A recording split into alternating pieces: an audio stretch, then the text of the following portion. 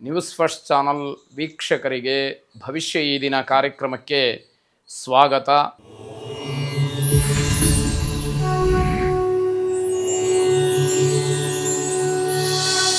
ಮೊದಲು ಮೇಷರಾಶಿ. ಮೇಷರಾಶಿಯವರಿಗೆ ಈ ದಿವಸ ಗ್ರಹಗತಿಯ ದೃಷ್ಟಿಯಿಂದ ನೀವು ಬಹಳ ದಿವಸಗಳಿಂದ ಕಷ್ಟಪಟ್ಟು ತುಂಬ ಪರಿಶ್ರಮದಿಂದ ದುಡಿದಂತಹ ಹಣ ಯಾವುದೋ ಬೇಡದೇ ಇರತಕ್ಕಂತಹ ಕೆಲಸಕ್ಕೆ ಖರ್ಚಾಗ್ತಕ್ಕಂಥದ್ದು.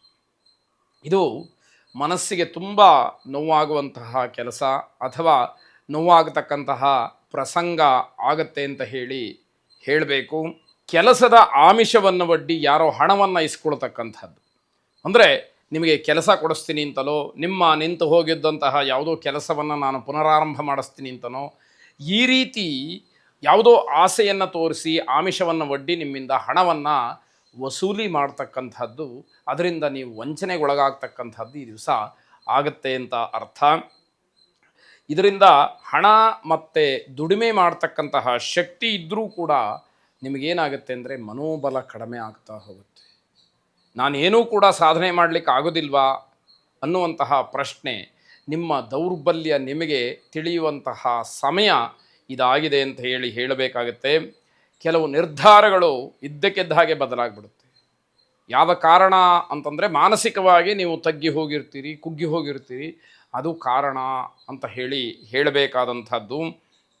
ಮನೆಯಲ್ಲೂ ಕೂಡ ಸಣ್ಣ ಪುಟ್ಟ ಸಮಸ್ಯೆಗಳು ಎದುರಾಗ್ತಕ್ಕಂಥದ್ದು.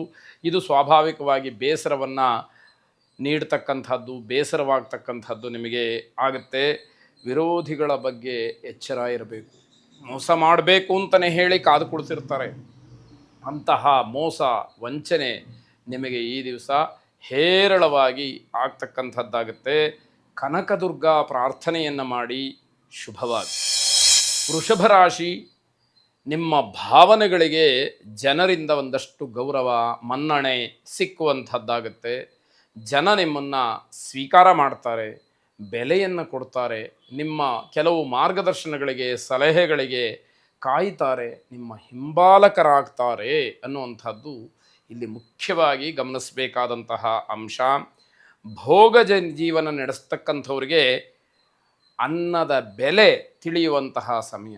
ಬಹಳ ಲಕ್ಸುರಿಯಸ್ ಆಗಿರಬೇಕು ಅಂತ ಹೇಳಿ ಆಲೋಚನೆಯನ್ನು ಮಾಡಿ ಅದೇ ರೀತಿಯಲ್ಲಿ ನಡೆಕೊಂಡು ಬಂದಿರ್ತಾರೋ ಅಂಥವರಿಗೆ ಈ ದಿವಸ ಅನ್ನದ ಬೆಲೆ, ಆಹಾರದ ಬೆಲೆ, ಹಸಿವಿನ ಬೆಲೆ ತಿಳಿಯುವಂಥದ್ದಾಗತ್ತೆ.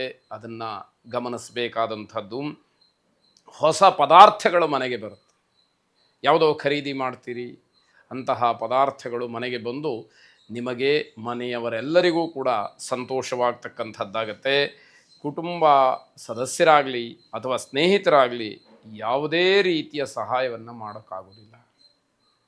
ಯಾರ ಜೊತೆಯಲ್ಲೂ ಕೂಡ ಅಂಥ ಒಂದು ಆತ್ಮೀಯತೆ ಅಂತಕ್ಕಂಥದ್ದು ಈ ದಿವಸ ಉಳಿಯೋದಿಲ್ಲ. ಹಾಗಾಗಿ ಯಾರೂ ಕೂಡ ನಿಮ್ಮ ಪರವಾಗಿ ನಿಲ್ಲುವುದಿಲ್ಲ ಅನ್ನೋ ಅರ್ಥ ಇಲ್ಲಿ ತಿಳಿಬೇಕಾಗತ್ತೆ. ಹಲವಾರು ವಾದ ವಿವಾದಗಳು ಏರ್ಪಾಟಾಗತ್ತೆ. ಯಾವ್ಯಾವತ್ತಿಂದೋ ವಿಷಯ ಅಥವಾ ಯಾವುದೋ ವಸ್ತು, ಇನ್ಯಾವುದೋ ಮಾತು, ಇವೆಲ್ಲವೂ ಕೂಡ ನಿಮಗೆ ಅನಿವಾರ್ಯವಾಗಿ ವಾದ ವಿವಾದಗಳನ್ನು ಮಾಡಲೇಬೇಕಾದಂತಹ ಸ್ಥಿತಿಯನ್ನು ತಂದೊಡ್ಡುತ್ತೆ. ಸಿಟ್ಟು ತಾರಕಕ್ಕೇರುತ್ತೆ. ಜೊತೆಯಲ್ಲಿರ್ತಕ್ಕಂಥವ್ರಿಗೆ ತೊಂದರೆ ಇದೆ. ನೀವು ಮಾಡ್ತಕ್ಕಂತಹ ಕೋಪ ಬೇರೆಯವರಿಗೆ ತೊಂದರೆಯನ್ನು ಮಾಡ್ತಕ್ಕಂಥದ್ದು ಎಂಥ ವಿಚಿತ್ರ ನೋಡಿ. ಹಾಗಾಗಿ ಸಿಟ್ಟಿನ ಕೈಗೆ ಬುದ್ಧಿಯನ್ನು ಕೊಡಬಾರ್ದು, ಅನರ್ಥಕ್ಕೆ ಕಾರಣವಾಗುತ್ತೆ ಅಂತ ಹೇಳಿ ಮತ್ತೆ ಮತ್ತೆ ಹೇಳುವಂಥದ್ದಾಗಿದೆ. ವೈಷ್ಣವಿ ಮಂತ್ರವನ್ನು ಪಠನೆ ಮಾಡಿ, ಇಲ್ಲ ಶ್ರವಣ ಮಾಡಿ ಶುಭವಾಗಿ. ಮಿಥುನ ರಾಶಿ, ಮುಂಚಿತವಾಗಿ ಸಿದ್ಧಪಡಿಸಿಟ್ಟಂತಹ ಆಹಾರ ಸೇವನೆಯಿಂದ ನಿಮಗೆ ತೊಂದರೆಯಾಗುತ್ತೆ. ಅಥವಾ ಹಿಂದಿನ ದಿವಸದ್ದು ಏನೋ ಪದಾರ್ಥವನ್ನು ಸೇವನೆ ಮಾಡಿ ಆರೋಗ್ಯದಲ್ಲಿ ವ್ಯತ್ಯಯವನ್ನು ಮಾಡಿಕೊಳ್ತೀರಿ. ಇದನ್ನು ಗಮನಿಸ್ಕೊಳ್ಬೇಕಾದಂಥದ್ದು. ಅದು ಪ್ರಬಲವಾದಂತಹ ದುಷ್ಪರಿಣಾಮವನ್ನು ನಿಮ್ಮ ಮೇಲೆ ಬೀರ್ತಕ್ಕಂಥದ್ದಾಗುತ್ತೆ.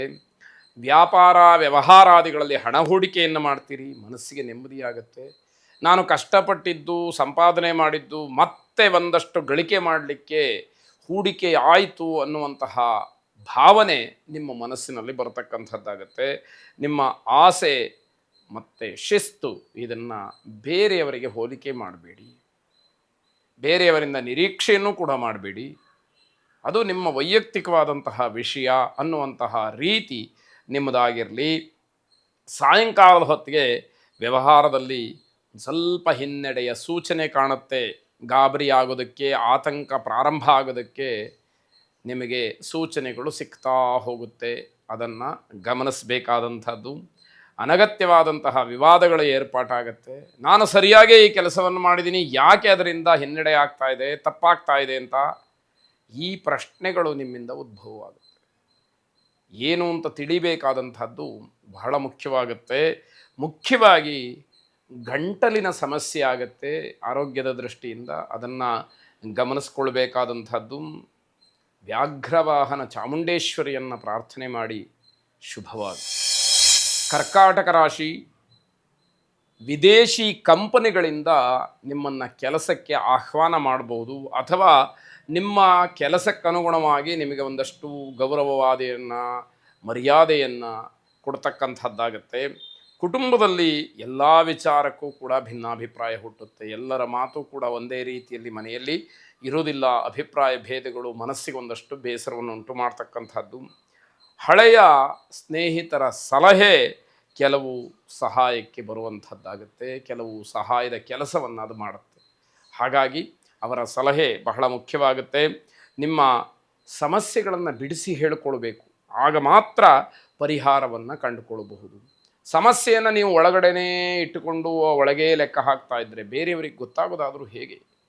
ಅದನ್ನು ತಿಳಿಸಿ ಹೇಳಿದರೆ, ಬಿಡಿಸಿ ಹೇಳಿದರೆ ಅದಕ್ಕೇನೋ ಒಂದು ರೀತಿಯ ಪರಿಹಾರೋಪಾಯವನ್ನು ಕಂಡುಹಿಡ್ಕೊಳ್ಬಹುದು. ಬೇರೆಯವರು ಕೂಡ ನಿಮಗೆ ಅದನ್ನು ಸೂಚಿಸುವಂತಹ ಕೆಲಸ ಆಗತ್ತೆ. ಕೆಲಸ ಕಾರ್ಯಗಳಲ್ಲಿ ನಿಮಗೆಲ್ಲ ಭವಿಷ್ಯ ಚೆನ್ನಾಗಿದೆ, ಅದರ ತಿಳುವಳಿಕೆ, ಅರಿವು ನಿಮಗಿರಬೇಕಾದಂಥದ್ದು. ಎರಡನೇ ಮದುವೆ ಆದಂಥವ್ರಿಗೆ ತುಂಬ ತೊಡಕು ಇರುತ್ತೆ. ಆ ಸಮಸ್ಯೆ ಮದುವೆಯನ್ನು ಯಾಕೆ ಮಾಡಿಕೊಂಡೆ ಅನ್ನುವಷ್ಟರ ಮಟ್ಟಿಗೆ ಹೋಗಿರುತ್ತೆ ಅಂತ ಹೇಳಬೇಕಾಗತ್ತೆ. ಆ ಸಮಸ್ಯೆಗಳನ್ನು ಅನುಭವಿಸಿಯೇ ತೀರಬೇಕಾದಂಥದ್ದು. ಶುಕ್ರಗ್ರಹನನ್ನು ಕುರಿತು ಪ್ರಾರ್ಥನೆಯನ್ನು ಮಾಡಿ, ಶುಕ್ರ ಮಂತ್ರ ನಿಮಗೆ ಬಂದರೆ ಅದನ್ನು ಪಠನೆ ಮಾಡಿ, ಇಲ್ಲ ಶ್ರವಣ ಮಾಡಿ ಶುಭವಾದ.